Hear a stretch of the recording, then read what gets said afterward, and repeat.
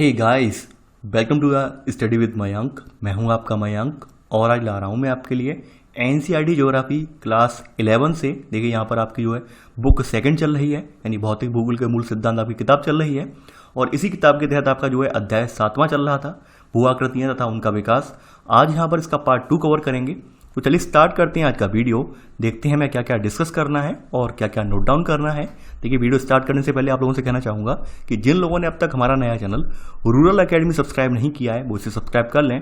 यहाँ पर हमारी डेली यूपीएससी और स्टेट पीसीएस एग्जाम की करंट अफेयर सीरीज आ रही है मॉर्निंग में, तो आप लोग इसे सब्सक्राइब करना बिल्कुल भी ना भूलें। अब बात कर लेते हैं इस अध्याय की। देखिए कल आपने जो पूर्ववर्ती इसका पार्ट 1 था वहां पर आपने ये कवर किया था कि जो आपका प्रवाहित जल है, तो प्रवाहित जल से अपरदन और निक्षेपण से कौन कौन सी आकृतियां बन रही थी, तो उन स्थलाकृतियों का आपने कल अध्ययन किया था। आज यहाँ पर स्टार्टिंग हो रही है आपकी भौम जल से, यानी स्वतंत्र जो हेडिंग है भौम जल है, ग्राउंड वाटर है। धरती के जो निचली परतें होती हैं, परतों के नीचे पाया जाने वाला बल जो जल है उसे हम भौम जल के रूप में जानते हैं। तो यहाँ पर भौम जल की बात की जा रही है। अब देखिए ऑब्वियस सी बात है कि कोई पानी यानी जल जो है आपका चट्टानों के जब नीचे होगा तो चट्टानों के नीचे भी अपरदन करेगा, कुछ ना कुछ आकृतियां बनाएगा, तो उनकी बात कही जा रही है। अब देखिए समझने वाली बात ये है कि भौम जल नीचे पहुंचता कैसे है। तो यहाँ पे बताया गया है कि भाई चट्टानें पारगम्य, यानी कि पारगम्य का मतलब यहाँ से कोई चीज़ आ जा सके, कम सघन होती हैं या फिर अत्यधिक जॉइंट्स वगैरह होते हैं, दरारें होती हैं। तो ऐसे करके धरातली जल में अंतःस्रवण हो जाता है। धरातली जल जो होता है चट्टानों के भीतर अंदर चला जाता है, नीचे की तरफ चला जाता है ऐसे करके, यानी ऊपर से वर्षा हुई और जहाँ पे दरार वगैरह हुई, जॉइंट वगैरह हुई या फिर चट्टानें पारगम्य हुई तो जल होता है निचली सतहों में चला जाता है। तो निचली सतहों में चले जाने के बाद जल जो होता है वहाँ पर क्षैतिज अवस्था में वहाँ पर बहने लगता है, क्षैतिज अवस्था में मौजूद हो जाता है। वो क्षैतिज अवस्था में जब पहुँचता है तो वहाँ पर कुछ ना कुछ अपरदन क्षैतिज अवस्था में भी करता है। अभी दरारों से यहाँ पर ऐसे आ रहा है जल, ये तो ये ऊर्ध्वाधर रूप में यानी लंबवत रूप में जहाँ से जल निकल के आ रहा है वहाँ पर भी ये कुछ ना कुछ ऐसे अपरदन करेगा, ठीक है। तो वो बात यहाँ पर बताई गई है। तो ये देखिए सबसे पहला पॉइंट तो आप इसमें लिख लेना। पहली बात तो भौम जल होता क्या है, तो ये लिख लेना कि पृथ्वी की ऊपरी सतह से नीचे भूपटल के चट्टानों के छिद्रों और दरारों में संचित जल को हम भूमिगत जल कहते हैं। यानी पृथ्वी की ऊपरी सतह है, इससे नीचे भूपटल की चट्टानों के छिद्रों और दरारों में संचित जल जो होता है वो भूमिगत जल कहा जाता है। अब देखिए भूमिगत जल की मात्रा प्रत्येक स्थान पर समान नहीं होती है, यानी कहीं पर बहुत ज़्यादा होगा और कहीं पर बहुत कम होगा। तो ये इसमें सब पॉइंट कर लेना कि यह प्रत्येक स्थान पर एक समान मात्रा में नहीं पाया जाता है। आगे बढ़ते हैं इसमें। अब देखिए यहाँ पर बात करें इसकी। अब देखिए यहाँ पर देखा जाए अगर हम लंबवत गहराई में इसमें जाएं, यानी लंबवत गहराई में जैसे ऊपर से चट्टानों किसी खोद के लंबवत गहराई पर जाएं, तो लंबवत गहराई में जाने के बाद हमें जल धरातल के नीचे चट्टानों की संधियाँ, छिद्र, ठीक है, और संस्तर, ये तल से होकर क्षैतिज अवस्था में ये बहना प्रारंभ करता है। यानी कि कहने का मतलब क्या है कि भाई अब मैं देखिए यहाँ पर इमेज बना रहा हूँ, उस इमेज को आपको ध्यान से देखना है। देखिए ये आपका ऊपरी जो है परत है, ऊपरी यानी ऊपर का जो आपका भूपटल है, ठीक है। अब भूपटल में यहाँ पे दरारें वगैरह होंगी, जॉइंट्स वगैरह होंगे कुछ, ठीक है। तो यहाँ जब पानी बरसेगा तो यहाँ पे बताया गया है ऊर्ध्वाधर रूप से, ऊर्ध्वाधर का मतलब कुछ इस तरह से पानी आया यहाँ पर, ठीक है, और आने के बाद नीचे की तरफ ये संचित हो गया, यहाँ पर ये संचित हो गया, ठीक है। तो यहाँ पर वही बताया गया कि लंबवत गहराई पर जाने के बाद जल धरातल के नीचे चट्टानों की संधियाँ, चट्टानों की जो भी गैप्स होते हैं, छिद्र वगैरह होते हैं, या फिर चट्टानों का तल होता है, संस्तर तल होता है, तो इससे होकर क्षैतिज अवस्था में बहना आरंभ कर देता है। यानी ऊपर से जब जल आएगा तो ऑब्वियस सी बात है नीचे भर जाएगा। तो क्षैतिज अवस्था में इस तरह से आपको मैंने बताया था, क्षैतिज अवस्था और ऊर्ध्वाधर अवस्था को पता होगी, तो ये अवस्था जो होती है क्षैतिज अवस्था है। तो ऐसे करके ये बहना प्रारंभ कर देता है, ठीक है। सेकंड पॉइंट, सब पॉइंट आपने नोट कर लिया होगा। अब देखिए जल का जो क्षैतिज जो आपका बहाव होता है, यानी जल का यह क्षैतिज और ऊर्ध्वाधर प्रभाव, ऊर्ध्वाधर कैसे प्रभाव होगा, यानी ऊपर से जब जल आता है तो ऊर्ध्वाधर माना जाता है प्रभाव उसका, और नीचे जब स्टोर हो जाता है उसका प्रभाव, उसका जो प्रभाव माना जाता है वो क्षैतिज माना जाता है। तो जल का ये क्षैतिज और ऊर्ध्वाधर प्रभाव ये चट्टानों के अपरदन का कारण है यहाँ पर, ठीक है। यानी इससे क्या होता है, चट्टानों का अपरदन होता है। अब आगे बढ़ते हैं यहाँ पर। अब देखिए यहाँ पे बताया गया है कि भाई भौमिगत जल के अपरदन के लिए यहाँ पर किस प्रकार की चट्टान होनी चाहिए जिस पर भौमिगत जल अपरदन आसानी से कर सके। देखिए यहाँ पर जो भौमिगत जल है ये केवल इसका जो प्रभाव है हर चट्टान में देखने को नहीं मिलेगा, आपको सभी प्रकार की चट्टानों में नहीं देखने को मिलेगा, केवल और केवल उन चट्टानों में देखने को मिलेगा जिनमें कैल्शियम कार्बोनेट की प्रधानता होती है। यानी चूना पत्थर या डोलोमाइट से बनी हुई चट्टानें होती हैं, केवल वहीं पर अपरदन और निक्षेपण करता है। ये सभी प्रकार की चट्टानों में नहीं करता है, केवल चूना पत्थर वाली चट्टानों में ये करता है। तो यहाँ पर ठीक है, तो यहां पर लिख लेना ये इसमें सेकंड पॉइंट करके, ऐसी चट्टानें जिनमें कैल्शियम कार्बोनेट की प्रधानता होती है, उनमें धरातली व भौमजल रासायनिक प्रक्रिया द्वारा, देखिए रासायनिक प्रक्रिया में घोलीकरण और अवक्षेपण होता है, यानी कि ये जो पदार्थ हैं चूना पत्थर के बने हुए ये घुल जाते हैं, तो घुलने के फलस्वरूप क्या होता है, वहां पर कैल्शियम कार्बोनेट अलग हो जाता है, वहां से कार्बन डाइऑक्साइड वगैरह गैस निकलती है, और वहां से जो है जो बाष्पीकरण होता है वो बाहर निकल जाती है, वाष्प यानी कहीं से विस्फोट होकर दरारों से बाहर निकल जाती है वो वाष्प। तो यहाँ पर आपने लिख लिया होगा सेकंड पॉइंट कि ऐसी चट्टानें जिनमें कैल्शियम कार्बोनेट यानी जैसे चूना पत्थर या डोलोमाइट इनकी प्रधानता होती है, उनमें धरातली व भौमजल रासायनिक प्रक्रिया द्वारा ब्रैकेट में घोलीकरण और अवक्षेपण, ठीक है, द्वारा अनेक स्थल रूपों को ये विकसित करते हैं, ठीक है, यानी कि रासायनिक प्रक्रिया द्वारा ये अनेक स्थल रूपों को यहाँ पर ये विकसित करते हैं, यानी केवल और केवल आपकी ये चूना पत्थर वाली या कैल्शियम कार्बोनेट की जिनकी प्रधानता वाली चट्टानें होती हैं वहीं पर ये अपना जो है अवक्षेपण यानी अवक्षेपण करता है वहीं पर, ठीक है, और कहीं नहीं करेगा ये आप ध्यान रखना। ये आगे बढ़ते हैं, अब यहाँ पर बताया गया है, तो यहाँ पर देखिए आगे बात बढ़ते हैं। अब देखिए यहाँ पर ये कहा गया है कि मान लीजिए कोई चूना पत्थर या डोलोमाइट है, देखिए अब ये कौन सा पॉइंट आएगा, सेकंड का पहला सब पॉइंट आएगा कि किसी भी चूना पत्थर को लाइमस्टोन कहते हैं या डोलोमाइट चट्टानों के क्षेत्र में जब भौमजल द्वारा घुलन प्रक्रिया होती है या निक्षेपण प्रक्रिया से जो स्थल रूप बनते हैं उन्हें कास्ट स्थलाकृति के नाम से जाना जाता है, ठीक है। तो ये पहला सब पॉइंट लिख लेना कि जिन क्षेत्रों में चूना पत्थर के निक्षेपण से या उनकी घुलनशील प्रक्रिया से जो स्थल रूप बनते हैं उन्हें कास्ट टोपोग्राफी कहा जाता है, ठीक है, ये लिख लेना आप। आगे बढ़ते हैं, अब देखिए जो कास्ट वर्ड है ये कहाँ से आया है, ये पहले का ही सब पॉइंट है आपका। यह नाम जो है एड्रियाटिक सागर के साथ बाल्कन कास्ट क्षेत्र पड़ता है, तो वहां पर लाइमस्टोन की चट्टानें हैं, तो वहां पर जो स्थलाकृतियां पाई जाती हैं उनके आधार पर इसका नाम कास्ट स्टोन रखा गया है, कास्ट टोपोग्राफी रखा गया है, ठीक है। तो ये पहले का सब पॉइंट आपका ऐसे करके पूरा हो गया। यानी कि आपने एक दो चीजें यहाँ पर खास करके नोटिस की।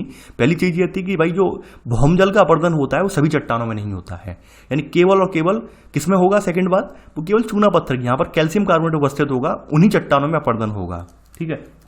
अब देखिए इसका भी भाई रोल है, इसके कुछ अपर्दित स्थल रूप होते हैं, कुछ निक्षेपित स्थल रूप होते हैं, तो इसी में सब हेडिंग आप डालेंगे यहाँ पर अपर्दित स्थल रूप, यानी अपर्दित स्थल रूप अपरदन के फलस्वरूप इससे कौन कौन से स्थल रूप बन रहे हैं उनकी बात यहाँ पर हो रही है। अब देखिए अपर्दित स्थल रूप में इसकी पहली हेडिंग है यहाँ पर कुंड, घोल रंध्र यानी सिंक होल्स, लैपीज, चूना पत्थर के चबूतरे, तो ये अभी देखेंगे ये सब होता क्या है। अब देखिए यहाँ पर जो चूना पत्थर चट्टानों के तल पर घुलन क्रिया द्वारा छोटे और मध्यम आकार के छोटे घोल गर्तों का निर्माण करता है, यानी कि जो चूना पत्थर होता है चट्टानों के तल में क्या होता है कि पानी पहुंच जाता है तो ये मध्यम आकार के जो इसमें छोटे और मध्यम आकार के छोटे जो होते हैं वो गड्ढे बन जाते हैं चूना पत्थर वाली सतहों पर, ठीक है। तो ऐसे करके छोटे छोटे घोल गर्तों का निर्माण होता है यहाँ पर। तो यहाँ पर अब देखिए यहाँ पे बताया गया है जिनके विलय पर यानी कि जब ये विलय हो जाते हैं बिल्कुल तो इन्हें बिलियन रंध्र कहते हैं, स्वेलोस होल कहा जाता है, यानी इनका जो बिल्कुल विलय हो जाता है तो इन्हें क्या कहते हैं, बिलियन रंध्र कहते हैं। रंध्र का मतलब छिद्र, ठीक है। आगे बढ़ते हैं, अब देखिए यहाँ पर जो घोल रंध्र हैं, घोल रंध्र की एक विशेषता बताई है कि भाई घोल रंध्र ये पाए कहाँ जाते हैं, तो घोल रंध्र जो होते हैं वो कास्ट क्षेत्रों में पाए जाते हैं, जो कास्ट क्षेत्र जो होते हैं वहां पर पाए जाते हैं। दूसरी बात ये होती है कि भाई ये कीप के आकार के होती हैं, कीप आपने देखी होगी, कीप कुछ इस तरह की होती है, यानी आप जब अभी आज के ज़माने के बच्चे नहीं जानते होंगे, यानी कि हमारे ज़माने वाले सब जानते थे, कुछ इस तरह की होती है, यानी कि जैसे डिबरी वगैरह में तेल डाला जाता था, लालटेन वगैरह मिट्टी का तेल डालते थे, तो इस तरह की होती है, यानी ऊपर का हिस्सा जो होता है वो चौड़ा होता है और नीचे जो इसका मुहाना होता है वो पतला होता चला जाता है, ऊपर में शंक्वाकार होती है, उल्टा शंकु अगर आप देखेंगे तो वो उसी तरह की होती है। और इस कीप में क्या होता है, इस कीप की सहायता से तेल फैलता नहीं है और आसानी से हम डिबरी वगैरह में या फिर लालटेन वगैरह में भर देते हैं, ठीक है।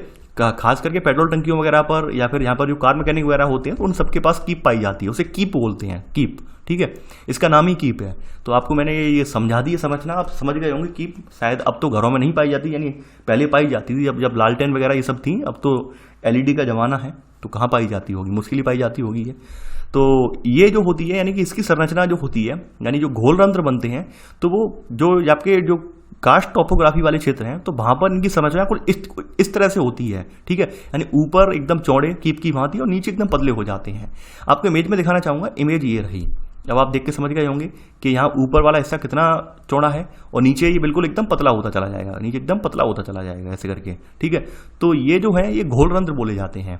तो यहाँ पर आप पहले का सब पॉइंट यहाँ पे लिख लेना है इसमें, पहले का सब पॉइंट कि जो घोल रंध्र हैं, घोल रंध्र काष्ठ क्षेत्रों में एक प्रकार के छिद्र होते हैं जो ऊपर से वृत्ताकार और नीचे कीप की आकृति के होते हैं। जो ऊपर से क्या होते हैं, वृत्ताकार होते हैं और नीचे कीप की आकृति के होते हैं। आप मतलब समझ गए हो कीप की आकृति कैसी होती है। आगे बढ़ते हैं। अब यहां पर कभी कभी क्या होता है कि भाई ये घोल रंध्र वगैरह होते हैं, ये ऊपर से धंस जाते हैं। यानी मान लीजिए ऊपर से कोई स्थलाकृति से दबाव से धंस गए तो ऐसे करके ऊपर से जगह खाली हो जाती है नीचे, क्योंकि ऊपर नीचे तो क्षैतिज दिशा में जल बह रहा था तो उसने जमीन को यहाँ पर खाली कर दिया नीचे से। जब ऊपर से दबाव वगैरह पड़ता है तो धंस जाते हैं, तो निपाती रंध्र बोले जाते हैं। क्या बोले जाते हैं, निपाती रंध्र, ठीक है, यानी कोलाप्स रंध्र बोले जाते हैं ये। तो यहाँ पर इसी में लिख लेना आप पहले का सेकंड सब पॉइंट कि अगर इन घोल रंध्रों के नीचे बनी कंदराओं की छत, कंदराओं का मतलब होता है गुफा, छत ध्वस्त हो जाए तो ये बड़े क्षेत्र ध्वस्त या फिर निपात रंध्र यानी कोलाप्स सिंक्स के नाम से जाने जाते हैं, कोलाप्स सिंक्स के नाम से जाने जाते हैं। इसी में अगला सब पॉइंट, थर्ड सब पॉइंट देखिए, ध्वस्त रंध्रों को यहाँ पर डोलाइन भी कहते हैं। जो ध्वस्त रंध्र होते हैं उन्हें क्या कहते हैं, डोलाइंस भी कहा जाता है, लिख लेना इसी में, यानी पहले का थर्ड सब पॉइंट। आगे बढ़ते हैं। अब देखिए यहां बताया गया है आपका जो ऊपर एक वर्ड आया था कुंड वाला, पूल्स वाला, ठीक है। तो कुंड क्या होता है वो यहां पे बताया गया है। अब तो घोल रंध्र आपके माइंड में क्लियर हो गया होगा। अब जो कुंड होता है वो क्या होता है, देखिए यहां बताया गया है कि जो अधिकतर घोल रंध्र जो होते हैं वो ऊपर से अपरदित पदार्थों के जमने से ढक जाते हैं। यानी कि जो ऊपरी चट्टान की सतह है, कैल्शियम कार्बोनेट की या फिर चूने पत्थर की सतह है ऊपर की, तो क्या होता है यहाँ पर बारिश के पानी जमाव से यहाँ पर क्या हुआ, घोल रंध्र बन गए। लेकिन जो नीचे तक जो उनकी कीप वाली संरचना थी, उस कीप में जल जाने से पहले क्या हुआ कि जहाँ पर कुछ और अवसाद आ गए तो इनका जो होल जो है बंद हो गया, ये वाला ये होल बंद हो गया। और ऐसे करके इसमें फिर क्या हुआ कि इसमें ये है, यानी कि ये जो नीचे जो होल था यहाँ पर, ठीक है, वो बंद हो गया यहाँ पर। अब ऐसे करके यहाँ पे पानी भरना स्टार्ट हो गया, इसमें पानी भरना स्टार्ट हो गया, तो एक कुंड की भांति बन गया ये, ठीक है, ये कुंड की भांति बन गया। यानी इसमें जो है पानी भरना यहाँ पे स्टार्ट हो गया तो एक कुंड की भांति बनेगा। तो वही बात बताई गई है यहाँ पर। कुंड क्या होता है कि अधिकतर घोल रंध्र ऊपर से अपरदित पदार्थों के जमने से ढक जाते हैं और उतले जलकुंड जैसे ये प्रतीत होते हैं। तो ये जलकुंड ये यही होते हैं, घोल रंध्र के ऊपर जो बने हुए कुंड होते हैं जो कि घोल रंध्र के अवसाद से ढक जाने के फलस्वरूप बनते हैं, इन्हें क्या कहते हैं, जलकुंड के रूप में जाने जाते हैं ये, ठीक है। तो आपने सेकंड पॉइंट पे यहाँ पर लिख लिया होगा। आगे बढ़ते हैं। अब देखिए यहाँ पर अगला पॉइंट बताया गया है, थर्ड पॉइंट, जो आपका जो धरातली प्रवाह है, सामान्यतः आपका धरातली प्रवाहित जल है, ये घोल रंध्रों में या फिर विलयन रंध्र जो होते हैं इनसे गुजरता है और अंतभौमी नदी यानी कि जो नीचे बहने वाली नदी है, अंतभौमी नदी के रूप में ये विलीन हो जाता है, ठीक है, अंतभौमी नदी के रूप में ये विलीन हो जाता है। इसके बाद ये फिर कुछ दूरी के साथ पश्चात क्या होता है, किसी कंदरा के भूमिगत नदी के रूप में फिर निकल आता है। यानी कि अब आप थोड़ा समझिए कि धरातल का, मान लीजिए ये धरातल है, सरफेस है ये, ठीक है। यहाँ पर देखिए मैं हर चीज़ को समझाने की कोशिश करूंगा इमेजों के माध्यम से, और इमेज ही यहाँ पर कारीगर है सबसे ज़्यादा। तो धरातल से कोई प्रवाहित जल है तो ये घोल रंध्र जो बने हुए हैं यहाँ पर, यानी कि ऊपर कीप के आकार इस तरह से रंध्र बने हुए हैं, इनसे क्या हुआ, नीचे प्रवेश कर गया, एंटर कर गया। या फिर क्या हुआ कि विलयन रंध्र यानी ऐसे क्षेत्र हैं जो बिल्कुल घुल गए, ठीक है, तो उनसे ये जल नीचे पहुंच गया। तो ये नीचे पहले शुरुआत में जाएगा तो क्या होगा कि शुरुआत में हो सकता है चट्टानों के जो जहाँ पर कैल्शियम कार्बोनेट वाला जो चट्टान है उनमें अवशोषित होके दिखाई ना दे, ठीक है, या फिर बहुत गाढ़ी टाइप चट्टानें बन जाएं, लेई टाइप बन जाए वहाँ पर। लेकिन बाद में क्या होगा, जब बिल्कुल नीचे छन जाएगा जल, तो छनने के उपरांत क्या होगा, ये नीचे जो गुफा टाइप बनी होगी, खाली चट्टानों की गुफा टाइप बनी होगी, तो उस कंदरा में भूमिगत नदी के रूप में ये संचित हो जाएगा। यहाँ पर ये बात बताई गई है। तो आपने ये थर्ड पॉइंट लिख लिया होगा, ठीक है। आगे बढ़ते हैं। अब देखिए यहां बताया गया है कि जब घोल रंध्र व डोलाइन इन कंदराओं की छत के गिरने से, ठीक है, मिल जाते हैं, आपस में मिल जाते हैं, तो लंबी तंग तथा विस्तृत खाइयां बनती हैं जिन्हें घाटी रंध्र या युवाला कहते हैं। यानी यहां पे बताया गया है कि जब जो कोई घोल रंध्र होता है या फिर डोलाइन होती है, ठीक है, यानी कि डोलाइन का मतलब आपका क्या बनने में बताया था, घोल रंध्र जो ध्वस्त हो जाते हैं तो ये नीचे जब बैठ जाते हैं तो इनसे क्या बनता है, इनके मिल जाने से लंबी तंग और विस्तृत खाइयां बन जाती हैं जिन्हें घाटी रंध्र या फिर युवाला कहते हैं, ठीक है। अब देखिए मैं एक इमेज बनाना चाहूंगा और इमेज बना के आपको क्लियर करना चाहूंगा। इमेज के लिए मैं यहाँ पर कुछ तत्व ले लेता हूँ। ये हम मान लेते हैं ऊपर का धरातल है, ठीक है, और ऊपर के धरातल के उपरांत यहाँ पर जो है आपका नीचे जमीन का हिस्सा है, ठीक है। अब देखिए मैं थोड़ा अलग कलर का इस्तेमाल कर लेता हूँ यहाँ पर। और ये जो हिस्सा है आपका, ये वाला, ये आपका बना हुआ है कैल्शियम कार्बोनेट की चट्टानों का।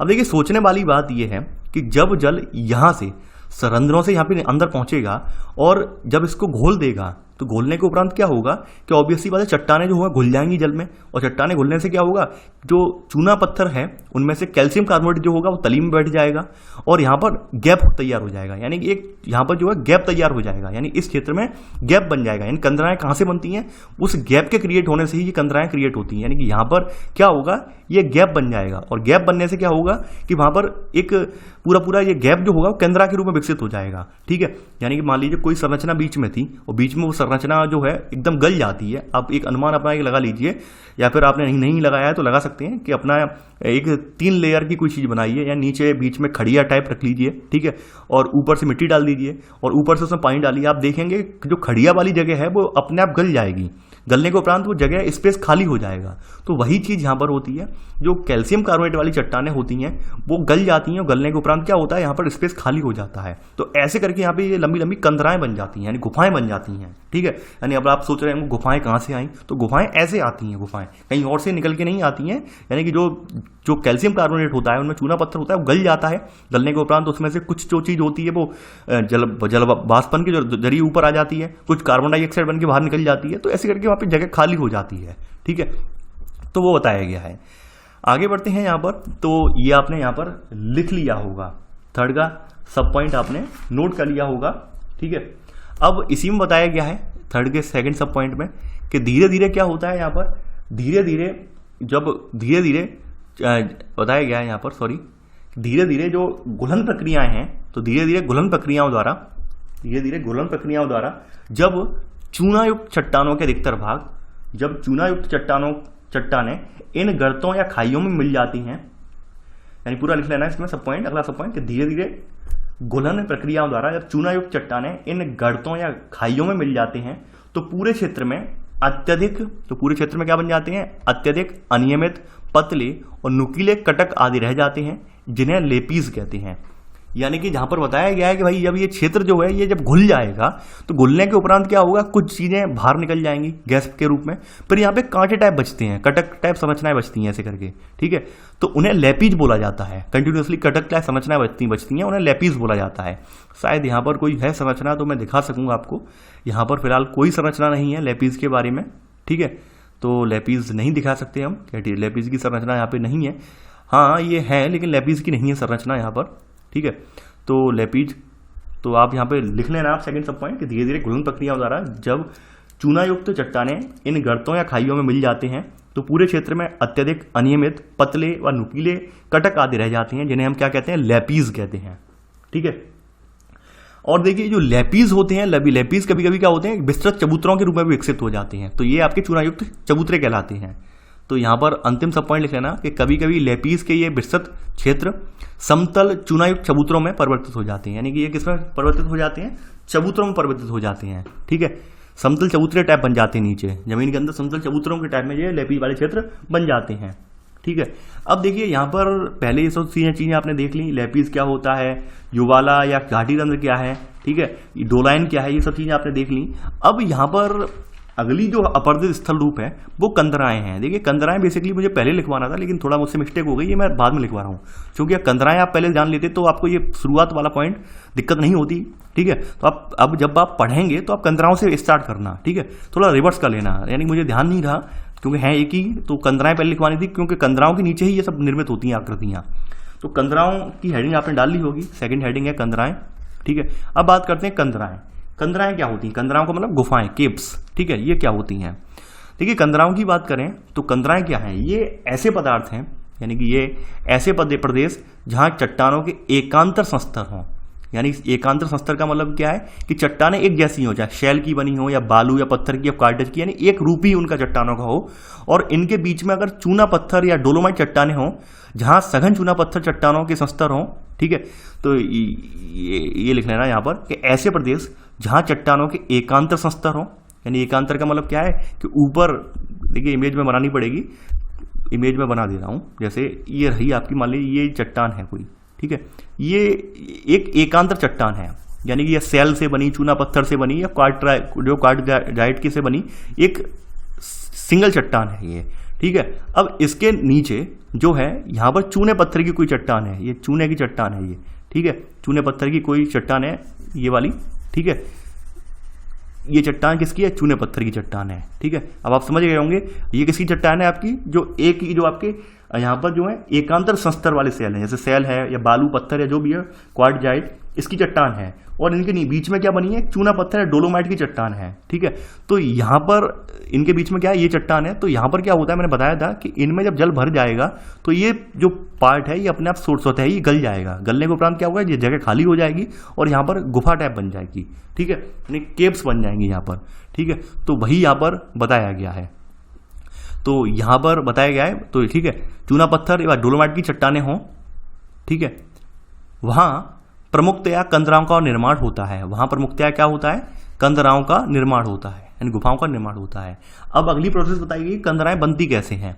तो बताया गया है ये पानी दरारों या संधियों से रिसकर सेल संस्तरण के साथ क्षैतिज अवस्था में बहता है, यानी कि जो पानी है दरारों या संधियां हैं, दरार या संधियां हैं, इनके जरिए यहाँ से ऊपर से बहा, ठीक है, इनके जरिए बहा और बहकर यहाँ पे पहुंच गया नीचे, ठीक है। तो क्षैतिज अवस्था में जब पहुंच जाता है पानी, ठीक है, तो इसकी यहाँ पे क्या होता है, क्षैतिज अवस्था में बहता है तो इस तल के सहारे, ठीक है, तो इस तल के सहारे चूना चट्टानें घुलती हैं और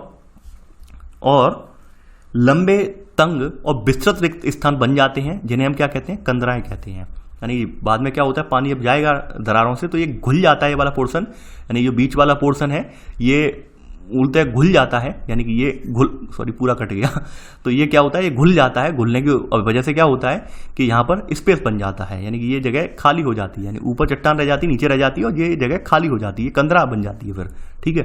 तो ये लिख लिया होगा, तो इन्हें हम क्या कहते हैं? कंदराएं कहा जाता है।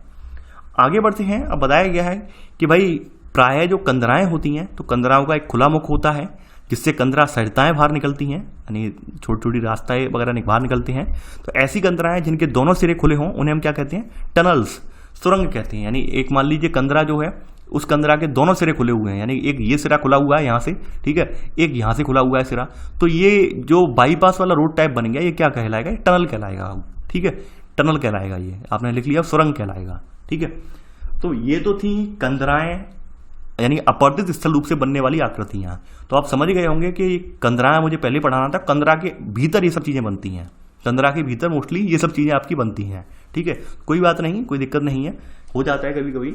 अब देखिए, अब भौम जल से बनने वाली अगली आकृति जो है आपकी, ये है निक्षेपित स्थल रूप। यानी भौम जल जो है निक्षेपण का काम भी करते हैं। ऐसा नहीं है कि केवल अपर्दन करते हो, निक्षेपण भी करते हैं, यानी कुछ अवसादों को छोड़ते हैं। अब आपके माइंड में आएगा अवसाद क्या होगा हमारा। अवसाद आपका जो होता है, चट्टानें बेसिकली होती हैं वो कैल्शियम कार्बोनेट की बनी होती हैं।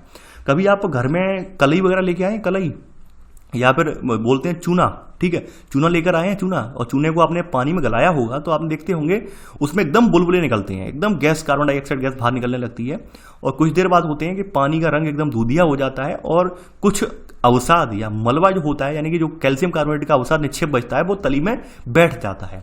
तो हम लोग पहले क्या करते थे, बेसिकली कच्चे घर वगैरह होते हैं उनकी पुताई करने के लिए ऊपर का जो व्हाइट पानी होता है उसे उतार लेते हैं, उससे दीवारों को पोत देते थे, और बाद बाकी जो नीचे गाद टाइप बैठ जाती थी उसे फेंक देते थे। तो वही सेम प्रक्रिया यहाँ पर भी होती है। यानी चट्टानें जो होती हैं चूना पत्थर की, वो बुझा हुआ चूना नहीं होता है, यानी सुसुप्त, यानी एकदम जागृत चूना होता है। जैसे चूने में पानी जाता है तो चूना एकदम रिएक्ट करता है, एकदम रिएक्शन करता है। रिएक्शन करने की वजह से यहाँ क्या होता है कि भाई यहाँ पे कार्बन डाइऑक्साइड गैस होती है, बाहर निकल जाती है, और जो बचा हुआ अवसाद होता है, ठीक है, या पानी वगैरह होता है, उसका बाष्पन हो जाता है, और बचा हुआ जो निक्षेपण होता है, अवसाद होता है, वो तली में बैठ जाता है या फिर ऊपर चिपका रह जाता है।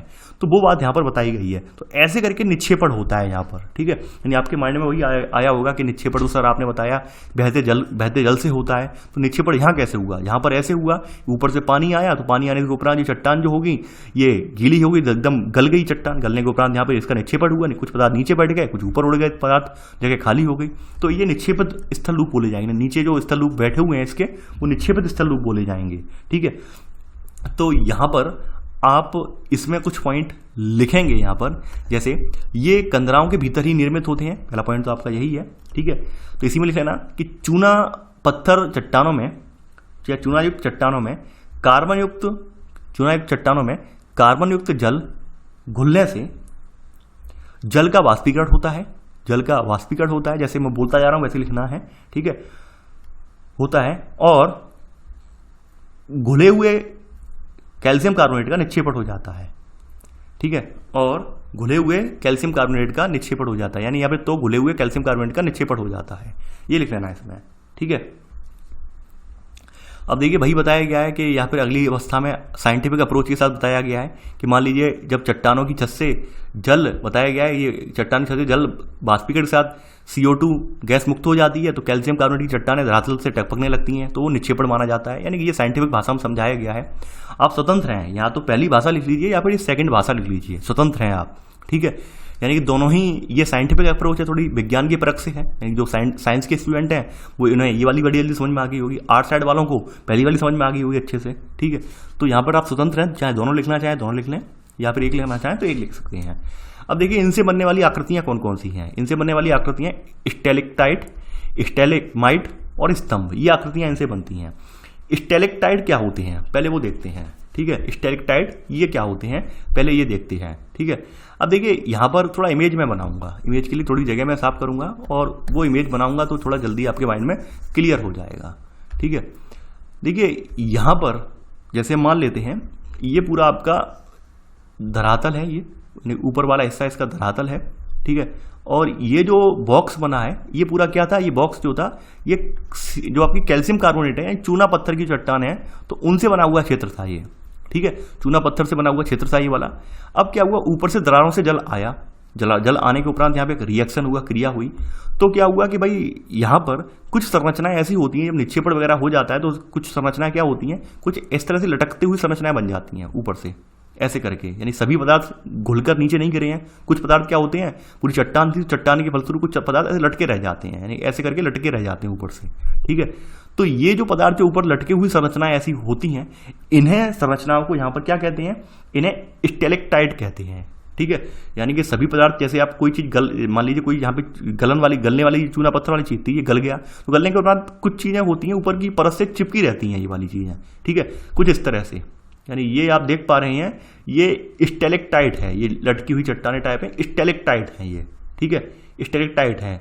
तो यहाँ पर वही लिख लेना है, यहाँ पर पहला पॉइंट कि स्टेलेक्टाइट विभिन्न मोटाइयों के लटकते हुए हिमस्तंभ, हिमस्तंभ का मतलब बर्फ के, जो बर्फ होती है आपने देखा होगा चट्टानों वगैरह पे बर्फ लटक रही होती है क्योंकि पानी के रूप में टपकती होती आती है और जम जाता है पानी, तो ऐसे लटकती हुई मालूम दिखाई देगी आपको बर्फ, ठीक है।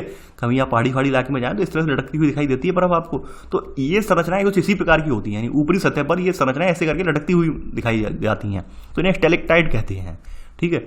तो यहाँ पर लिख लेना इसमें कि स्टेलेक्टाइट विभिन्न मोटाइयों के लटकते हुए हिमस्तंभ जैसे होते हैं, जो प्रायः कंदरा की छत के पास मोटे होते हैं, यानी कंदरा का मतलब जो गुफा वो टाइप बन गई है, यानी ये वाला हिस्सा बन गया, केव टाइप जो बन गई है, इसके ऊपर की जो छत है, ये वाली छत है, इस पर मोटे होंगे और नीचे की तरफ ये पतले हो जाते हैं, ठीक है।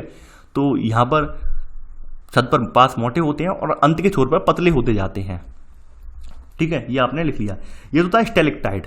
अब स्टेलेगमाइट क्या होता है, अब देखिए स्टेलेगमाइट जो होता है, ये जो पदार्थ हैं, ये जैसे आपने वो लटकते हुए पदार्थ है, अब ये एकदम रिस कर गिर जाते हैं, यानी कोई चीज टपक के गिर जाती है तो नीचे भी इस तरह की संरचना ऐसे करके बना देते हैं ये लोग, ऐसे करके नीचे भी संरचनाएं, कटीली संरचना टाइप ये बना देती हैं, ठीक है। ऐसे करके संरचना नीचे भी बना देते हैं, यानी बीच में तो गुफा रहेगी और नीचे की तरफ भी संरचना ऐसे बन गई इनसे, यानी इनसे टपकने की वजह से, ठीक है। तो इसे स्टेलेगमाइट कहते हैं, ठीक है, यानी ऊपर वालों को स्टेलेक्टाइट और नीचे वालों को स्टेलेगमाइट कहते हैं, ठीक है। तो यहां पर आप सेकंड पॉइंट लिख लेना कि स्टेलेगमाइट कंदराओं की छत से धरातल पर टपकने वाले चूना मिश्रित जल से बनते हैं, नहीं, स्टेलेगमाइट कंदराओं की छत से धरातल पर टपकने वाले चूना मिश्रित जल से बनते हैं, या फिर स्टेलेक्टाइट के ठीक नीचे पतले पाइप की आकृति बनाते हैं, जैसा आप सुगम लगे, यानी मैं टपकने वाली प्रक्रिया आपको बता दी, टपकने से आपने देख लिया कि ऊपर से स्टेलेक्टाइट टपका है, उससे क्या बन गया, स्टेलेगमाइट बन गया, ठीक है। यानी ऊपर वाले पदार्थ से टपकने से नीचे वाली संरचना तैयार होगी, तो ऊपर वाली स्टेलेक्टाइट और नीचे वाली स्टेलेगमाइट, ठीक है। तो ये आपने नोट कर लिया होगा। आगे बढ़ते हैं यहाँ पर। अब देखिए यहाँ पर थर्ड पॉइंट बताया गया है, थर्ड पॉइंट में कहा गया है कि भाई विभिन्न मोटाई के स्टेलेगमाइट और स्टेलेक्टाइट के मिलने से स्तंभ और कंदरा स्तंभ बनते हैं। अब देखिए मैं ऊपर जाता हूँ थोड़ा, ये देख पा रहे हैं, ये स्टेलेक्टाइट वाली संरचना है, ये स्टेलेक्टाइट वाली संरचना है और ये स्टेलेग्माइट है, साफ साफ इमेज दिया हुआ है। तो क्या होता है, कहीं कहीं पर ये चीज़ें ये मिल जाती हैं ऐसे करके, ये और ये चीज़ें मिल गई, तो ये मिल जाएंगी तो ये क्या कहलाएंगी, ये स्तंभ कहलाएंगी। ठीक है, जैसे ये मिला हुआ है ये स्तंभ बोला जाएगा। ठीक है, कुछ संरचनाएं इस तरह से मिल जाती हैं, सब जगह कटीली नहीं होकर कुछ जगह मिल जाती हैं, ऐसी मिली रहती हैं ऊपर नीचे, तो ये स्तंभ बोले जाते हैं। तो यहाँ पर वही चीज़ आप लिख लेना इसमें कि विभिन्न मोटाई के स्टेलेग्माइट और स्टेलेक्टाइट के मिलने से स्तंभ और कंदरा स्तंभ बनते हैं। ठीक है, तो ऐसे करके आपने देख ली कि भाई भौमजल, अपर्दन और निक्षेपण से कौन कौन सी आकृतियां बना रहा है, वो आपने नोट डाउन कर ली। अब आगे बढ़ते हैं। देखिए, आगे बढ़ने के उपरांत आपके सामने जो चीज है वो है आपके हिमनद।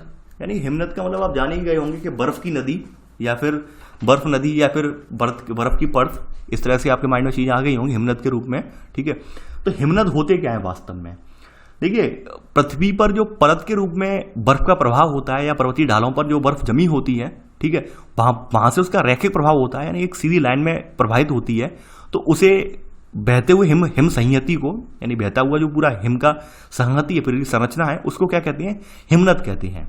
तो पहला पॉइंट हिमनद में लिख लेना है। ठीक है, हिमनद से बनने वाली आकृति अब देखेंगे हम, तो हिमनद में लिख लेना है पृथ्वी पर परत के रूप में हिम प्रवाह या पर्वतीय ढालों से घाटियों में रैखिक प्रवाह के रूप में बढ़ते हिम संहति को हम क्या कहते हैं, हिमनद कहते हैं।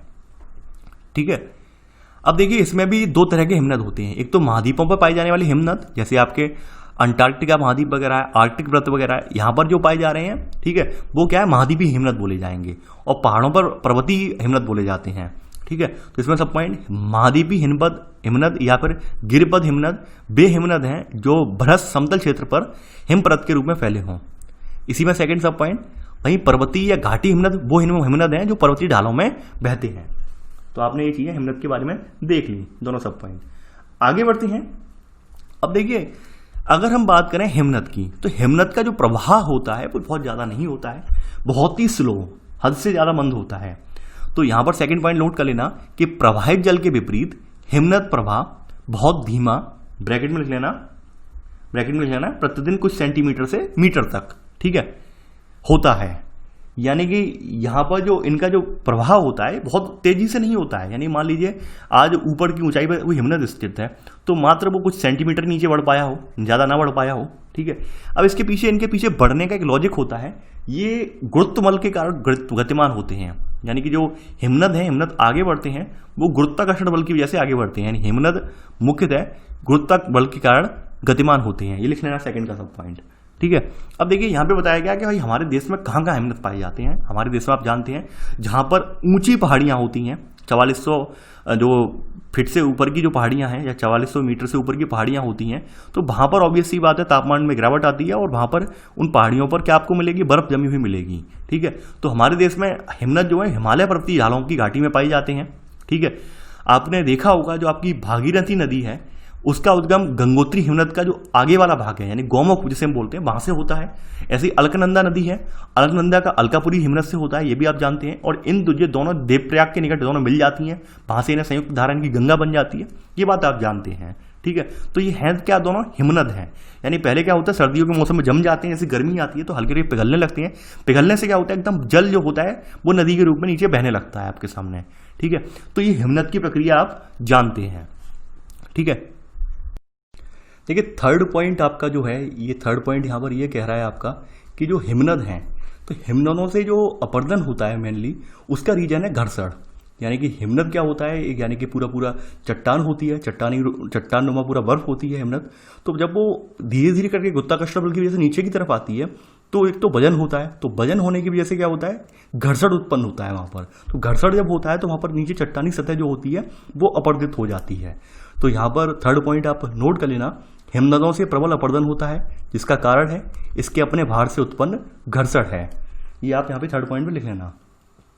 अब देखिए यहाँ पे बताया गया है कि भाई हिमनद जो है ये अपक्षय रहित चट्टानों को भी ये यहाँ पर इसका अपरदन करता है। यानी अपक्षय रहित का मतलब ये है ऐसी चट्टानें जो वर्षा या फिर मौसम की वजह से या जलवायु की वजह से अपक्षित नहीं हुई हैं चट्टानें, तो उनको भी ये अपरदित कर देता है। और ऐसा करने की वजह से जो ऊंची ऊंची पहाड़ियाँ होती हैं वो समतल मैदानों में छोटे पर्वतों में तब्दील हो जाती हैं। यानी जरूरी नहीं है उन सब का अपक्षय हुआ हो, यानी मौसम से, बारिश से या फिर जलवायु से उनका अपक्षय हुआ हो, ऐसा जरूरी नहीं है। अगर उन पर हिमखंड का आवरण भी वहाँ पर है, हिमनद का आवरण भी वहाँ पे लगा हुआ है किसी पहाड़ी पर, तो वो हिमनद भी उसे जो है अपकर्षित कर सकता है, उसे जो है अपरदित कर सकता है। ठीक है, तो वो बात यहाँ पे बताई गई है चौथे पॉइंट में कि हिमनद अपक्षय रहित चट्टानों का भी प्रभावशाली अपर्दन करते हैं, जिससे ऊंचे पर्वत छोटी पहाड़ियों और मैदानों में परिवर्तित हो जाते हैं। ये आपने नोट कर लिया होगा। आगे बढ़ते हैं। यहाँ पर देखिए, यहाँ पर हिमानी धौत के बारे में बताया गया है। हिमानी धौत जो है हम अभी अगले वाले ऑप्शन में लिखेंगे, यहाँ पर हिमानी धौत अभी नहीं लिखेंगे हम। ठीक है, तो हमने यहाँ पे यही बताया गया कि हिमानी धौत कैसे बनती है। यहाँ पर इनसे भी हिमानी धौत बनते हैं। हिमानी धौत का मतलब होता है एक सादा, यानी कि एक समतल मैदान जो कि हिमनदों के पिघलने से बनता है, यानी हिमनदों के पिघलने से जो मलबा जो युक्त मैदान बनता है उसे हिमानी धौत कहते हैं, हिमानी धौत मैदान कहते हैं। यानी हम जब कोई मान लीजिए कोई जब बर्फ है, यानी बर्फ है जब पिघलेगी तो पिघलने के फलस्वरूप पानी उत्पन्न होगा, तो पानी अपने साथ जो होगा मलबा वगैरह भी साथ में लेकर आएगा, तो मलबा आएगा कहीं ना कहीं, तो आकर कहीं ना कहीं निक्षेपित भी हो जाएगा, तो ऐसे करके वो हिमानी धौत मैदान बन जाएगा। ठीक है, तो वही ये हिमानी धौत मैदान ये वाला बताया गया है कि कैसे बनना है आपके हिमखंडों से। एक तो यहाँ पर भी बताया गया है और अंदर भी बताया गया है। देखिए चलिए लिखवा देते हैं, कोई दिक्कत नहीं है, यहाँ पर लिखवा देते हैं। यहाँ पर इसके कॉन्टेक्स्ट में बताया गया है कि भाई हिमनद से कैसे बनेगा हिमानी धौत मैदान, वो बताया गया है यहाँ पर, तो इसलिए यहाँ पर मैं लिखवा देता हूँ। अब देखिए 5वां पॉइंट आपका ये कहता है यहाँ पर कि हिमनद के लगातार संचलित होने से, हिमनद के लगातार संचलन से जो है मलबा हट जाता है। यानी हिमनद के लगातार संचलन से क्या होता है, मलबा हट जाता है। इसके जो विभाजक होते हैं, यानी हिमनद को विभाजित करने वाले जो चट्टानें होती हैं वो इसके नीचे हो जाते हैं, क्योंकि इसका वजन ही इतना ज़्यादा होता है कि भाई कोई विभाजक जो है इसके रास्ते में टिक नहीं पाता है। ऑब्वियस सी बात है, कोई चट्टानें वगैरह होती हैं या कोई संरचना होती है वो इसके नीचे आ जाती हैं। यानी जब ये फ्लो बह रहा होता है तो वो संरचनाएं बीच में से विभाजित करने वाली संरचनाएं जो होती हैं वो इसके नीचे आ जाती हैं। तो विभाजक जो होता है वो नीचे हो जाता है और कालांतर में ढाल निम्न होने की वजह से, ढाल निम्न होने से इनके संचलन की शक्ति समाप्त हो जाती है। नहीं, अब ढाल बहुत ज़्यादा निम्न हो गया, कोई विभाजन वाली चीज़ नहीं है, ढाल एकदम समतल हो गया, तो ढाल जब निम्न होने की वजह से इनकी जो है यहाँ पर संचलन की शक्ति समाप्त हो जाती है। ठीक है, तो यहाँ पर वही बताया गया है, तब इन्हें निम्न पहाड़ियों और अन्य निक्षेपित स्थल रूपों को यहाँ पर क्या कहते हैं, तो एक हिमानी धौत यहाँ पर रह जाता है। तो यहाँ पर आप 5वां पॉइंट लिख लेना कि हिमनद के लगातार संचलन से मलबा हट जाता है, विभाजक नीचे हो जाता है और कालांतर में ढाल निम्न होने से इनके संचलन की शक्ति समाप्त हो जाती है तथा निम्न पहाड़ियों एवं अन्य निक्षेपित स्थल रूपों वाला एक हिमानी धौत रह जाता है। ठीक है, यानी कि आउटवाश प्लेन एक बच जाता है ऐसे करके। तो ये आपने देख लिया होगा। अब देखिए यहाँ पर अब बताया गया है जो हिमनद है, हिमनद के अपर्दित स्थल रूप, यानी हिमनद से कौन कौन से अपर्दित स्थल रूप बनते हैं वो बताए गए हैं यहाँ पर। तो यहाँ पर आप पहली सब हेडिंग इसमें लिखेंगे अपर्दित स्थल रूप हिमनद के। ठीक है, अब इसमें पहली हेडिंग आपकी जो है, इसमें भी पहली हेडिंग आपकी ये है, ये वन हेडिंग है सर्क। ठीक है, यानी अपर्दित स्थल रूपों में हिमनद से बनने वाली पहली संरचना है सर्क। सर्क क्या होता है, सर्क के बारे में लिखेंगे।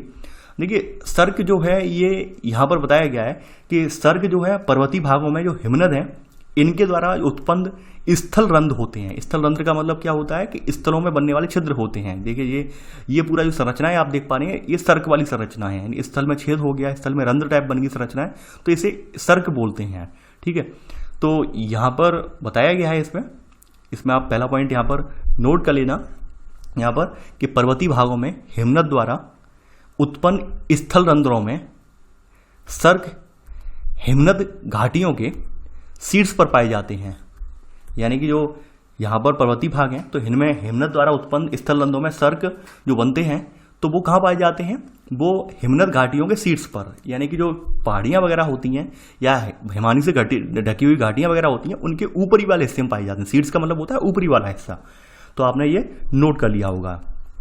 आगे बढ़ते हैं यहाँ पर। अब देखिए यहाँ पे बताया गया है कि सर्क जो होते हैं, यानी सर्क वाली संरचनाएं जो होती हैं, ये गहरे, लंबे या चौड़े गर्त हैं जिनकी दीवार जो होती है तीव्र ढाल वाली या फिर सीधी या अवतल होती है। अवतल का मैंने मतलब बताया था, अवतल का मतलब होता है दबा हुआ। ठीक है, यानी इस तरह की संरचनाएं जो होती हैं अवतल बोली जाती हैं। आपने देखा होगा ये यानी दबा हुआ हिस्सा है, ये अवतल माना जाएगा। तो सर्क कैसे होते हैं, गहरे होते हैं, लंबे होते हैं, चौड़े वाले गड्ढे होते हैं। इनकी दीवार जो होती है तो तीव्र ढाल वाली होती है या फिर अवतल होती है, या फिर दीवार इनकी इस तरह की अवतल होती है, यानी अंदर धसी हुई होती है। ठीक है, तो आपने नोट कर लिया होगा। आगे बढ़ते हैं यहाँ पर। अब देखिए यहाँ पर बताया गया है कि जब हिमनद पिघल जाती हैं सर्क वाले क्षेत्रों में से, तो फिर सर्क वाली जो जगह हैं यहाँ पर झीलें बन जाती हैं, जिन्हें सर्क झील या फिर टार्न झील बोला जाता है। तो यहाँ पर सेकंड पॉइंट लिख लेना यहाँ पर कि हिमनद के पिघलने पर जो है इन गर्तों में हिमनद के पिघलने पर जल से भरी झील भी प्राय इन गर्तों में देखने को मिलती हैं। इन झीलों को सर्क झील या टार्न झील कहते हैं। तो ये तो था आपका सर्क के बारे में। अब देखिए अगली संरचना जो है, अपरदन से बनने वाली अगली संरचना जो है वो है हॉर्न या गिरिसरंग और सिरेटेड कटक। ये कैसे बनते हैं वो भी हम देख लेते हैं। यानी हॉर्न या गिरिसरंग, यानी हॉर्न का मतलब सिंग ही होता है, ठीक है, या फिर सिरेटेड कटक, कटक का मतलब होता है कांटेनुमा संरचनाएं, ठीक है। तो ये कैसे बनते हैं ये हम देखते हैं। देखिए यहाँ पर जो हम एक एग्जांपल लेते हैं, जैसे आपके सामने कोई एक पहाड़ी है, जैसे मैं यहाँ पर एक पहाड़ी बना लेता हूँ। ये तो इसका द्विआयामी रूप है, हम मान लेते हैं एक त्रिआयामी पहाड़ी है, यानी कि हम ये डिनोट करने की कोशिश कर रहे हैं इसके जरिए कि ये पूरा ये त्रिआयामी पहाड़ी है, ठीक है। अब देखिए मान लेते हैं कि भाई कोई पहाड़ी इस तरह की है, देखिए ये कोई संरचना इस तरह की है, ठीक है, इस तरह की संरचना है। इस पर यहाँ सब पर जो है बर्फ लदी हुई है, यहाँ सब पे लदी हुई है बर्फ, इस साइड में भी बर्फ लदी हुई है और इस साइड में बर्फ लदी हुई है। तो बर्फ जब होती है तो ऑब्वियस सी बात है हिमनद जो है यहाँ पर सर्क क्रिएट करेंगे। यानी हिमनद क्या करेंगे, जब हिमनद जो होंगे वहाँ पर स्थलखंडों में रंध्रों को क्रिएट करेंगे, रंध्र क्रिएट होने से यहाँ पे सर्क बनेंगे और कुछ इस तरह की संरचनाएं यहाँ पर बन जाएंगी, ठीक है। यानी कि मान लेते हैं यहाँ पर एक सर्क बन गया गड्ढा टाइप, ठीक है, इस साइड में एक सर्क बन गया यहाँ पर एक, और इसके पीछे वाले में ऐसे सर्क बन गया। तो यहाँ पर क्या हो गया कि भाई ये चीज़ें यहाँ से एकदम इसकी मिट्टी हो जाएगी, हट जाएगी, और ये नुकीली टाइप चोटी ये बाहर निकल आएगी, नुकीली चोटी टाइप ये बाहर निकल आएगी, ठीक है। तो ये जो नुकीली चोटी टाइप जो होगी ये श्रृंग कहलाएगी। और यहाँ पर जो इस तरह की संरचना है, यानी एक सर्क से दूसरे सर्क के बीच में जो कटीली यहाँ पर दीवार टाइप होगी, उसे कटक कहा जाएगा। उसे क्या कहा जाएगा, कटक कहा जाएगा, ठीक है। तो उसे बोला जाएगा सिरेटेड कटक, ठीक है। तो वो बताया गया है यहाँ पर। तो यहाँ पर आप लिखेंगे इसमें कि यदि 3 या अधिक विकीर्णित मतलब जो यानी कि गल रहे हैं हिमनद, ठीक है, यानी यदि 3 या अधिक विकीर्णित हिमनद निरंतर शीर्ष पर तब तक अपरदन जारी रखें जब तक उनके तल आपस में मिल जाएं, तो एक तीव्र किनारों वाली नुकीली चोटी का निर्माण होता है, जिन्हें हॉर्न कहते हैं। यानी कि 2 या 3 जो विकीर्णित हिमनद हैं, यानी हिमनद लगातार अपने शीर्ष पर यानी ऊपरी हिस्से पर किसी पहाड़ी के में अपरदन लगातार उससे करते रहें अपने बाहर से, तो उनके तल जब तक आपस में न मिल जाए तब तक क्या होता है, तीव्र किनारों वाली चोटी का वहां पर निर्माण होता है, जिन्हें हम क्या कहते हैं, हॉर्न कहते हैं। ये आपने लिख लिया होगा, ठीक है। आगे बढ़ते हैं यहाँ पर। अब देखिए बताया गया है जो मैंने ऊपर बताया था प्रोसेस कि भाई लगातार कोई चीज़ अपर्दन होता है, यहाँ पर कोई चीज़ यहाँ पर जैसे लगातार अपर्दन कर रही है, इस साइड में अपर्दन हो रहा है, इस साइड में हो रहा है, तो ऑब्वियस सी बात है जब अपर्दन लगातार होता जाएगा तो कटक बन जाएंगी, ये कटक वाली संरचनाएं क्रिएट हो जाएंगी। तो वही बात बताई गई है कटक के बारे में। तो आप अगला पॉइंट यहाँ पे लिखेंगे, यहाँ पर अगला पॉइंट सेकेंड पॉइंट कि लगातार इसी में सब पॉइंट लिखेंगे, लगातार अपरदन से सर्क के दोनों तरफ की दीवारें तंग होकर कंघी या आरी के समान कटकों के रूप में हो जाती हैं, जिन्हें अरेत या तीक्ष्ण कटक कहते हैं। तो ये तो आपने इसमें सब पॉइंट नोट कर लिया होगा। अब देखिए इससे बनी हुई कुछ संरचनाएं बताई गई हैं। देखिए आपका जो आल्पस पर्वत है, और आल्पस पर्वत की सबसे ऊंची चोटी मैटरहॉर्न जो है आपकी स्विट्जरलैंड में पड़ती है, और अभी इस पर एक खास बात ये हुई थी, इस पर भारतीय झंडे को उकेरा गया था, यानी लेजर लाइट की मदद से स्विट्जरलैंड में इस मैटरहॉर्न चोटी पर जो भारत में कोरोना के खिलाफ लड़ाई लड़ रहे हैं हमारे डॉक्टर, तो उनके लिए उनके सम्मान में यहाँ पर क्या किया गया था कि भारतीय झंडे को लेजर लाइट से बनाया गया था। तो मैटरहॉर्न चोटी इस वजह से बहुत ज़्यादा चर्चा में रही थी। ये स्विट्जरलैंड में पड़ती है वाली चोटी, ठीक है। तो आल्पस पर्वत की सबसे ऊंची चोटी जो है मैटरहॉर्न है, और यहाँ पर हिमालय पर्वत की सबसे ऊंची चोटी जो है एवरेस्ट। ये वास्तव में क्या है, हॉर्न ही है, यानी सींग ही है, और ये सर्क से इनका शीर्ष जो है इनका अपरदित हुआ है, तो ऐसे करके इनकी चोटी ऊपर की जो है हिस्सा नुकीला हो गया है। तो ये सेकंड पॉइंट आप पूरा लिख लेना, ठीक है। आगे बढ़ते हैं। अब आपने यहाँ पर देख लिया हॉर्न क्या होता है, अरेत क्या होता है, ये आपने यहाँ पे नोट कर लिया। आगे बढ़ते हैं, अगली जो हेडिंग है इसमें, यानी आपकी तीसरी सब हेडिंग है अपरदन में, ये है आपकी हिमनद घाटी या गर्त। यानी हिमनद जो घाटी है या फिर गर्त यानी गड्ढा के बारे में बताया गया है। यानी हिमनद से जो घाटी बन रही है या गड्ढा बनना है, तो ये इसके बारे में बताया गया है। देखिए हिमनद घाटी या गर्त जो होता है वो यू आकार में क्रिएट होता है, कुछ इस तरह का यू आकार होता है। ये कुछ इस तरह का यू आकार, थोड़ा बड़ा बना देता हूँ जिसे समझ में आ जाए, कुछ इस तरह का तैयार हो जाता है ये, ठीक है। ऊपर बिल्कुल यू ऐसे बनता है, तो बिल्कुल इसी तरह से ये तैयार हो जाती हैं संरचनाएं।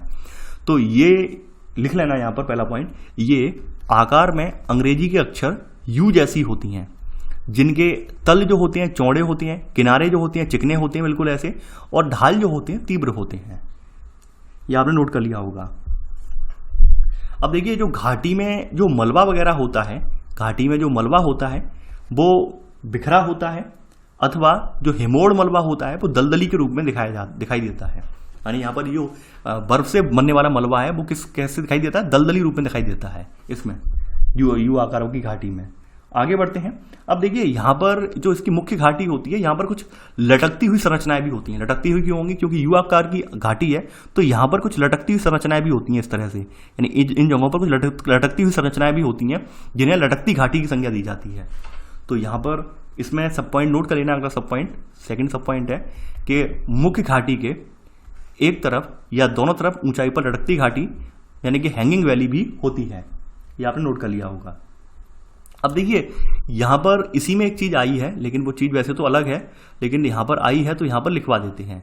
देखिए यहाँ पर कुछ ऐसे क्षेत्र होते हैं, यानी यहाँ पर भी होते हैं और समुद्र के किनारे भी होते हैं। यानी बहुत गहरी हिमनद गर्तें जो होती हैं, बहुत गहरे हिमनद गड्ढे जो होते हैं जिनमें समुद्र का जल भर जाता है, तो या फिर समुद्र तटरेखा के निकट जो होते हैं ऐसे गड्ढे जो कि यानी किसी हिमनद के द्वारा बने हुए गड्ढे होते हैं और समुद्र का जल उनमें भर जाता है, तो उन्हें हम फ्योर्ड कहते हैं। उन संरचनाओं को फ्योर्ड कहते हैं।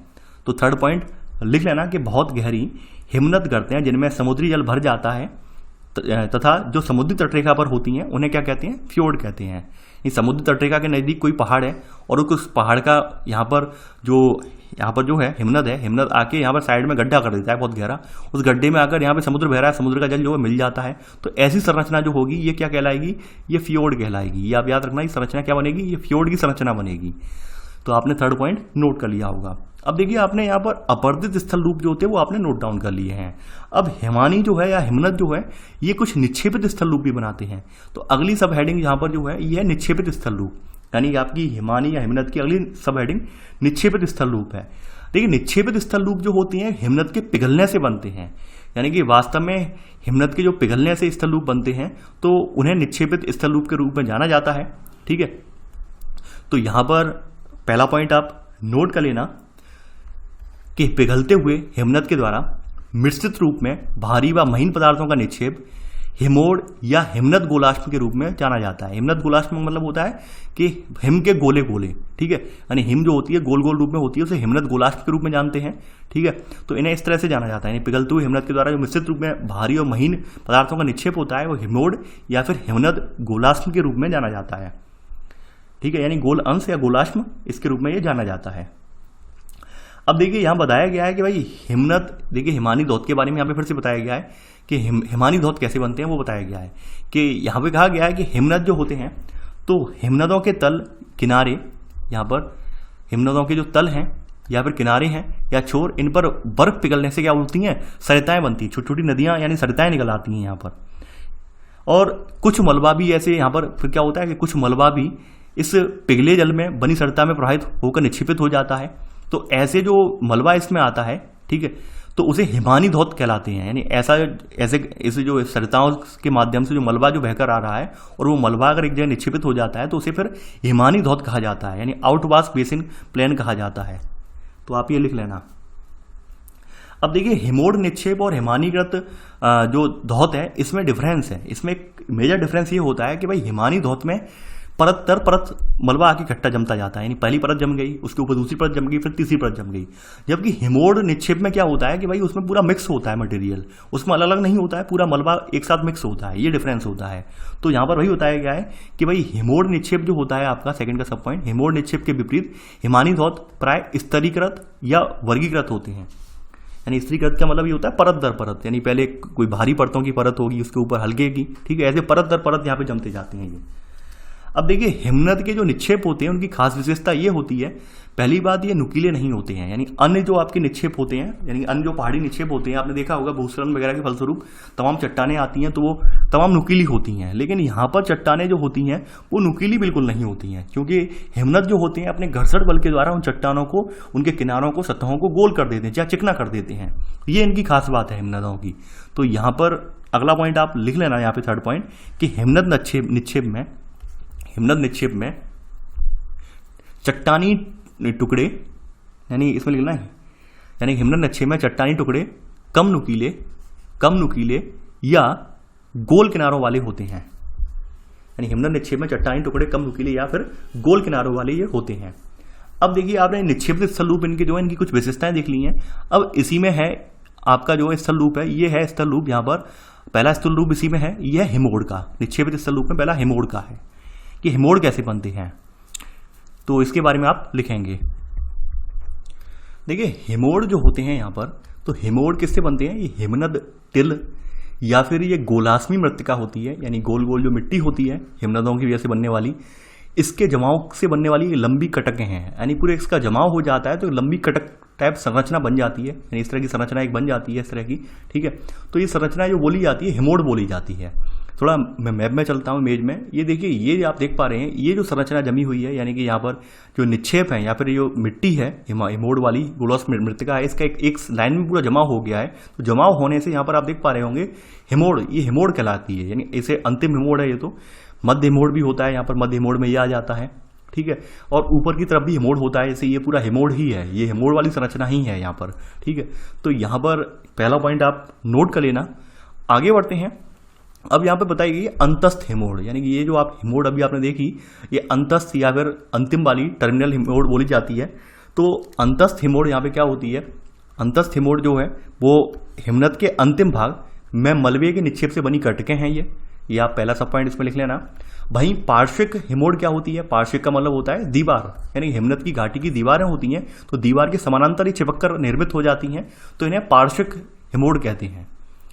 आगे बढ़ते हैं यहाँ पर। अब देखिए हिमोड़ की उत्पत्ति के बारे में कुछ चीजें हैं, जैसे हिमोड़ की उत्पत्ति कैसे होती है। हिमोड़ की जो उत्पत्ति है, हिमोड़ की उत्पत्ति पूर्णतया या आंशिक रूप से हिमानी जल द्वारा होती है, यानी हिमानी जल जो होता है बर्फ के पिघलने से जो जल होता है वो साथ में हिमनद टिलों से या फिर हिमनद के जो छोटे छोटे गोले टाइप होते हैं, ठीक है, उन्हें साथ में ले आता है और उन्हें साइडों पर निक्षेपित कर देता है, साइडों पर निक्षेपित कर देता है या जहाँ तहाँ दीवारों की सतहों से निक्षेपित कर देता है। तो ऐसे करके हिमोड़ पूरा बन जाता है, ठीक है। तो यहाँ पर सेकेंड पॉइंट आपने नोट कर लिया होगा। आगे बढ़ते हैं। अब देखिए यहाँ पर बताया गया है तलस्थ हिमोड़ के बारे में और बताया गया है, तलस्थ हिमोड़ क्या होता है उसके बारे में यहाँ पे जिक्र नीचे किया गया है। तलस्थ हिमोड़ के बारे में, जो कि तल में बनने वाले हिमोड़ हैं, इन्हें तलस्थ हिमोड़ कहते हैं। देखिए हिमालय पर जो हिमनद हैं, सॉरी मैं हिमालय का नाम ले गया, हिमनद का नाम लेना था।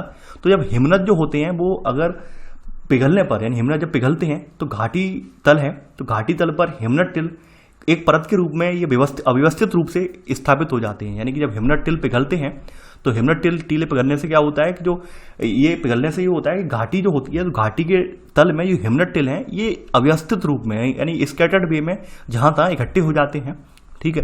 तो जब इकट्ठे हो जाते हैं तो इनकी जो परत होती है, यानी कि जो ऐसे जो अव्यवस्थित और भिन्न मोटाई की ये तली या ये हिमोड़ जो होते हैं तलस्थ हिमोड़ बोले जाते हैं, या तलस्थ हिमोड़ या तलई हिमोड़ के नाम से इन्हें जाना जाता है।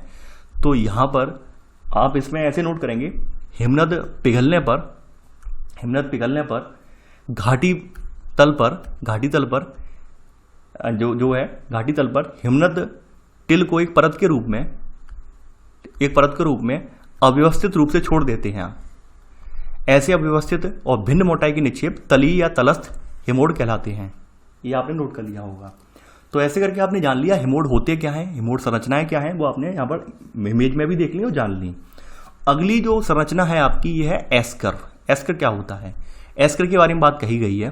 देखिए यहाँ पर अब सेकंड संरचना है निक्षेप में। एस्कर क्या होता है, देखिए जब हिमानी से जब हिमनद जब पिघलते हैं तो जल जो होता है वो हिमनद के ऊपर से प्रभावित होता है और या फिर साइडों वगैरह से रिश्ता है। तो ऐसे रिश्ते हुए क्या होता है कि भाई एक पूरी बर्फ की नदी टाइप बन जाती है, यानी जब रिस के जल इकट्ठा कहीं होगा किसी घाटी में तो पूरा नदी टाइप बहने लगेगा। तो नदी जो होती है अपने साथ साथ बड़े बड़े गोलास्म चट्टानी टुकड़े ये सब चीज़ें मलबा बहाकर लाती है। जहाँ पे बताया गया है, और ये जो होते हैं हिमनद, ये नीचे इस बर्फ की घाटी में जमा हो जाते हैं। यानी हिमनद के नीचे ये सभी चीजें होती हैं, यानी कि ऊपर ऊपर बर्फ जमी रह जाती है बर्फ पिघलने पर, और नीचे नीचे से बर्फ पिघलती जाती है। आपने देखा भी होगा साइबेरिया वगैरह वाले हिस्से में, जहाँ पर झीलें वगैरह हैं, तो झीलें ऊपर से तो जम जाती हैं लेकिन नीचे उनमें पानी बहता रहता है। ठीक उसी प्रकार से हिमनदों का होता है। हिमनद का ऊपर वाला भाग तो जमा रह जाता है लेकिन नीचे वाली हिस्सा पिघल जाता है, और नीचे जो पिघला हुआ हिस्सा होता है वो अपने साथ, यहाँ से मान लो वाटर का फ्लो आ रहा है तो अपने साथ ये सब चीजें लेकर आ रहा है, तो अपने साथ ये सब चीजें लेकर आ रहा है, और यहाँ पर पूरी चट्टानी कोई परत है, इसके नीचे ये सब चीजें छोड़ दी जाती हैं। ठीक है, तो ये सब छोड़ी हुई चीजें होती हैं, ये सब एक वक्राकार कटक के रूप में नजर आती हैं, यानी कांटेदार संरचना के रूप में ऐसे करके नजर आती हैं, वक्राकार कटक के रूप में नजर आती हैं। तो ये वक्राकार कटक वाली संरचना जो बोली जाती है, ये बोली जाती है एस्कर। इस संरचना को एस्कर बोलते हैं। तो यहां पर आप लिख लेना, आप यहां पे लिखेंगे, मैं बोलता जा रहा हूं, हिमनद के द्वारा बहाकर लाए गए चट्टानी टुकड़े, हिमनद के द्वारा बहाकर लाए गए गोलास्म चट्टानी टुकड़े, गोलास्म या चट्टानी टुकड़े, ठीक है, एवं मलबे हिमनद के नीचे, मलबे हिमनद के नीचे घाटी में जमा हो जाते हैं, बर्फ की घाटी में जमा हो जाते हैं, और बर्फ पिघलने के बाद यह वक्राकार कटक के रूप में नजर आते हैं। यानी बर्फ जब पिघल जाती है पूरी तरह से तो एकदम हमें साफ साफ संरचनाएं दिखाई देती हैं वक्राकार कटक के रूप में। इन्हें एस्कर कहते हैं। इन्हें क्या कहते हैं? एस्कर कहते हैं। लिख लेना आप, ठीक है। यहाँ पर एस्कर की संरचना कोई दी हो तो मैं दिखा दूंगा। ये एस्कर की संरचना बताई गई है। यानी ऊपर से बर्फ जब पूरी पिघल के हट गई तो ये नीचे नीचे जो यहाँ पर इसके पहले छोड़ दिए गए थे पत्थर, बाद में दिखने लगे, और दिखने के फलस्वरूप संरचनाएं एस्कर बोली जाती हैं। आगे बढ़ते हैं। अब देखिए अगली निक्षेपित संरचना जो है हिमानी धौत है। वैसे तो हिमानी धौत के बारे में आप ऑलरेडी लिख चुके हैं, यहाँ पर नहीं लिखवाना चाहिए, लेकिन हिमानी धौत को यहाँ पर जब स्पेशली निक्षेप में आया है तो थर्ड हेडिंग करके आप डाल लेना। हिमानी धौत ये मैदान, ये कहाँ बनते हैं? हिमानी गिरिपाद के मैदानों में या फिर महाद्वीपीय हिमनदों से दूर हिमानी जलोढ़ निक्षेप होते हैं, तो इनके जमाव से हिमानी धौत मैदान तैयार होते हैं। हिमानी जलोढ़ निक्षेपों से हिमानी धौत मैदान निर्मित होते हैं। ऐसे करके लिख लेना ऐसे। अगली संरचना जो है हिमानी से बनने वाली, ये है ड्रमलिन। ड्रमलिन क्या होता है? अब देखिए ड्रमलिन यहाँ पर आप चौथी संरचना जो है निक्षेप के रूप में बनने वाली हिमनद से, ये ड्रमलिन जो है ये हिमनद मृत्तिका जो होती है, मिट्टी जो होती है, तो मृत्तिका के अंडाकार समतल कटकनुमा स्थल रूप है जिसमें रेत और बजरी के ढेर होते हैं। यानी मिट्टी के अंडाकार समतल या कांटेनुमा रूप स्थल रूप होते हैं जिसमें क्या क्या होता है? रेत और बजरी के ढेर होते हैं ड्रमलिन में। तो पहला पॉइंट तो ये नोट कर लेना। दूसरी बात यह है कि ड्रमलिन का जो हिमनद सम्मुख भाग है, हिमनद के सामने वाला भाग है, इसे स्टॉस कहलाता है। यानी हिमनद यहाँ पे लिख लेना कि इसमें लिख लेना कि ये ड्रमलिन का हिमनद सम्मुख भाग स्टॉस कहलाता है, स्टॉस कहलाता है। और जो पुंछ वाला भाग होता है तो ये इनकी अपेक्षा तीखा तीव्र ढाल लिए होता है। यानी ये पीछे की तरफ वाला जो भाग होता है इसकी अपेक्षा ये वाला जो भाग होता है इसका तीखा और तीव्र ढाल होता है ड्रमलिन का। देखिए ड्रमलिन की संरचना भी यहाँ पर अगर दी होगी तो मैं दिखा दूंगा आपको। ड्रमलिन ये दिया गया है, इस तरह का बताया गया है, ये तीखा ढाल होता है यहाँ पर, ठीक है। यहाँ पर तो 2D इमेज है तो यहाँ पर देखना ही मुश्किल है। तो ये ड्रमलिन आप गूगल मैप कर लेना, वहाँ पर आपको दिख जाएगा। यानी गूगल सर्च कर लेना, सॉरी गूगल इमेज सर्च कर लेना, मैप बोल गया मैं, इमेज सर्च कर लेना, वहाँ पे आपको आसानी से दिख जाएगा। तो ये ड्रमलिन होता है। यानी ड्रमलिन का जो हिमनद है, यानी हिमनद सम्मुख भाग आपने नोट कर लिया होगा यहाँ पे सब पॉइंट, ठीक है। अब देखिए इनकी खास बात ये होती है हिमनद की कि हिमनद जो होते हैं ये ड्रमलिन जो होते हैं ये हिमनद के प्रवाह की दिशा के समानांतर होते हैं। यानी मान लीजिए हिमनद यहाँ पर एक ऐसे बह रहा है तो इसके पैरेलल में ये यहाँ पर स्थापित होंगे ये, ठीक है। ड्रमलिन ये इसके पैरेलल में स्थापित होते हैं, तो ये हिमनद प्रवाह की दिशा के समानांतर होते हैं। आगे बढ़ते हैं। अब देखिए इनका निर्माण कैसे होता है, इसी में सब पॉइंट। ड्रमलिन का जो निर्माण है वो हिमनद दरारों में भारी चट्टानी मलबे के भरने और उसके बर्फ से ढकने, बर्फ के नीचे रहने से होता है। यानी ड्रमलिन का निर्माण जो होता है वो आप लिख लेना, हिमनद दरारों में भारी चट्टानी मलबों के भरने और उसके बर्फ के नीचे दबे रहने से होता है, नीचे रहने से होता है। नोट कर लिया होगा। अब देखिए ड्रमलिन जो होता है वो हिमनद प्रवाह की दिशा को बताती है, क्योंकि इनके समानांतर बहते हैं तो इसकी वजह से इनकी खास विशेषता ये है यहाँ पर कि ड्रमलिन जो है वो हिमनद प्रवाह की दिशा को बताते हैं। जैसे आपने देख पा रहे हैं पूरा सीढ़ी नुमा है यहाँ पर ये ड्रमलिन, यानी एक ऐसी आई सीढ़ी फिर ऐसी आई है, ठीक है। तो ये आप सोच सकते हैं कि यहाँ पर एक हिमनद बह रहा है तो इसकी दिशा पता चल जाएगी, भाई ये इस दिशा में ड्रमलिन के साथ साथ फ्लो करेगा ये। तो ड्रमलिन जो है हिमनद प्रवाह की दिशा को भी बताते हैं। देखिए यहाँ पर मैं इसे पार्ट 2 को यहाँ पे ब्रेक कर रहा हूँ, इसके बाद मैं पार्ट 3 लेकर आऊँगा क्योंकि चैप्टर बहुत ज़्यादा लेंदी है ये वाला, इसलिए इसका जो पार्ट 3 का आप वेट करिए, आपको बहुत जल्द पार्ट 3 भी मिल जाएगा। तो चलिए आज के लिए बस इतना ही। आई होप आपको ये लेक्चर पसंद आया होगा, तो इस वीडियो को लाइक शेयर करना बिल्कुल ना भूलें। तो चलिए आज के लिए बस इतना ही। Thanks for watching. जय हिंद।